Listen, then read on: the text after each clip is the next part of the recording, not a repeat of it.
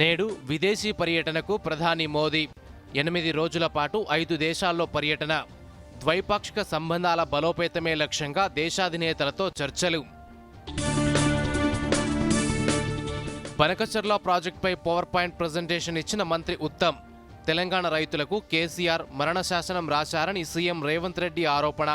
తమ ప్రభుత్వ ఒత్తిడితోనే బనకచర్ల ప్రతిపాదనను కేంద్రం వెనక్కి పంపిందన్న డిప్యూటీ సీఎం భట్టి విక్రమార్క. కేంద్ర మంత్రివర్గ సమావేశంలో కీలక నిర్ణయాలు. దేశంలో భారీ సంఖ్యలో ఉద్యోగాలు సృష్టించేందుకు కేంద్రం నిర్ణయం. ఉపాధి అనుసంధాన ప్రోత్సాహక పథకానికి మంత్రివర్గం ఆమోదం. 2036 ఒలింపిక్స్ లక్ష్యంగా నూతన జాతీయ క్రీడా విధానాన్ని ఆమోదించిన కేబినెట్. తెలంగాణలో అధికారమే లక్ష్యమన్న బీజేపీ నూతన అధ్యక్షుడు ఎన్ రామచంద్రరావు. కాంగ్రెస్ ప్రభుత్వ వైఫల్యాలపై పోరాడతామని బాధ్యతల స్వీకరణ కార్యక్రమంలో వెల్లడి. అమెరికాలో క్వాడ్ విదేశాంగ శాఖ మంత్రుల సమావేశం. పహల్గాం ఉగ్రదాడిని ఖండించిన క్వాడ్ దేశాలు.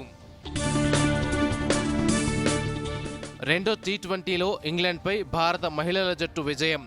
సిరీస్లో 2-0తో ఆధిక్యంలో నిలిచిన టీమిండియా. అల్పపీడన ప్రభావంతో రాష్ట్ర వ్యాప్తంగా వర్షాలు. హైదరాబాద్తో పాటు పలు జిల్లాలకు మరో 4 రోజుల వర్ష సూచన.